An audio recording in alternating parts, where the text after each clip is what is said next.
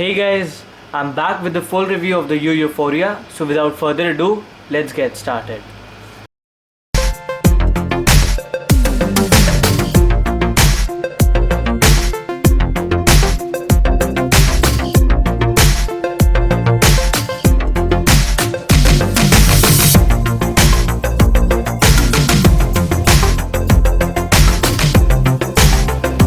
Okay guys, so the very first thing I'd like to mention about this phone is that the battery is exceptionally good considering its price range and also the 2250 mAh battery. I could get easily around 1 day out of the phone with constant usage, with Wi-Fi and Bluetooth with full brightness always. And I used the phone with 2 SIMs, but as of now I'm using it with 1 SIM only, and it's not disappointing at all. I made around 2 hours of phone calls every day, and still I used to have around 66% battery in the middle of the day, which was not bad considering the price and the range and the 2250 mAh battery once again. So that's a very good point, because I need a lot of battery for my phones, because I have to game a lot, I have to go to YouTube a lot, which I did on this phone as well. Being a 2250 mAh battery, the phone gets charged pretty fast due to the fast charger that is provided in the box by the company. It's a 1500 milliampere output charger, which helps in quick charge, which is supported by this device. And it's not quick charge 2.0, it's the version 1 of the quick charge, and it gave me like 0 to 60 or 65 in about half an hour, 45 minutes, and I'm pretty happy with that, because that is pretty fast considering the output of the charger. That's for the battery.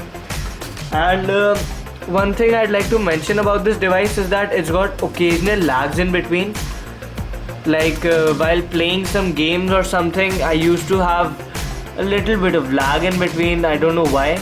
And also while unlocking the phone, I got a lag that 1 or 2 times that I pressed the power button and it didn't turn on. I had to press it 3-4 times to turn it on, but that happened just once or twice. I would not like to ignore that and still tell you about it.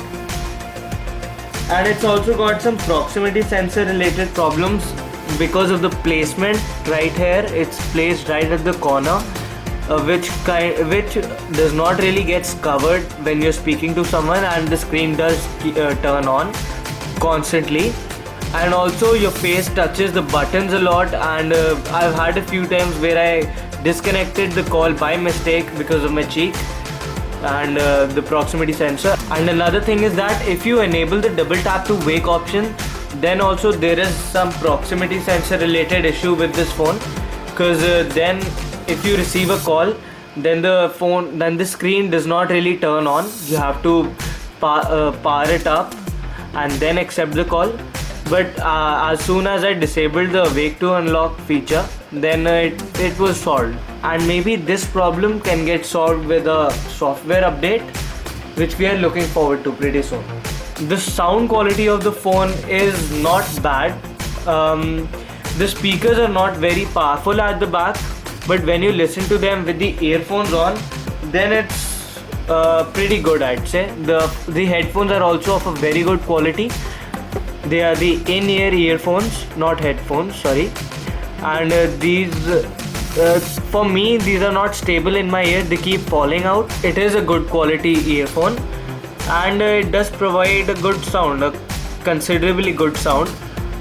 And I did hold these to my ears and listen to some music, and these didn't disappoint me at all. It's just that I can't put these kind of earphones in my ears, so that's the only problem with me. So the earphones are pretty nice. And you also have this button right here on the earphones, which will help you receive a call or play music. So this also had a good feedback, and it worked every time. There was no lag in this, at least. So we'll keep it aside for now. Now let's talk about the camera. The camera is not a very good camera. It's a good camera considering the price range once again. And the photos taken by the camera are fairly good. For example, I'll just take a picture of this right now.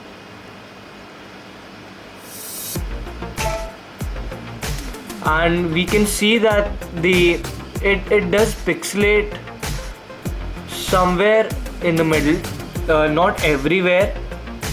And the photo quality overall is pretty good. And let me tell you that the color reproduction of this camera is way better than the color reproduction of my OnePlus One. I'm being really true over here, and I really like the color quality of this camera. This photo which I just took is not an HDR. So let me just go ahead and take another picture with the HDR on. It takes a little time to focus to the object, but that can be ignored.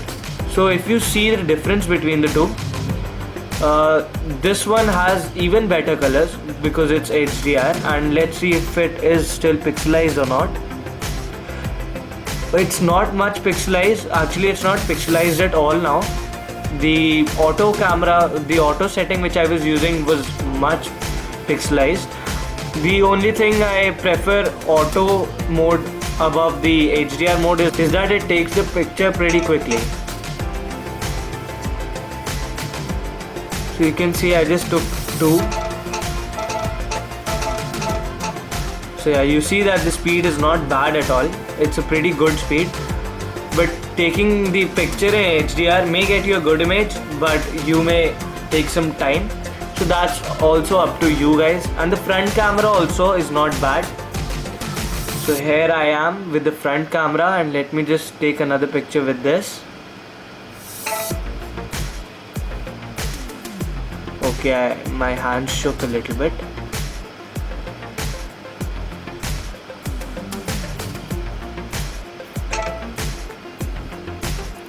So with the front camera, we can see that the image is a little pixelated, but the 5 megapixel camera cannot perform very nicely.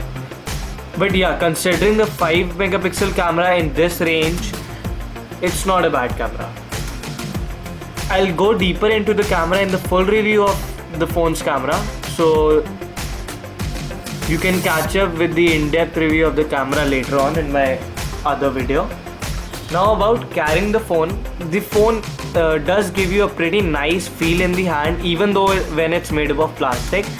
And actually the phone is pretty light. It's just because it's entirely made up of plastic. And I have no issues whatsoever with the phone's build quality at all. Yes, the back panel is a little bit of a fingerprint magnet, but I can deal with that, and I have already ordered a cover for this phone which hasn't arrived yet, and I'm looking forward to that as well, so that I don't spoil the look of the phone. I really like how the phone looks. The camera really is a signature to this phone.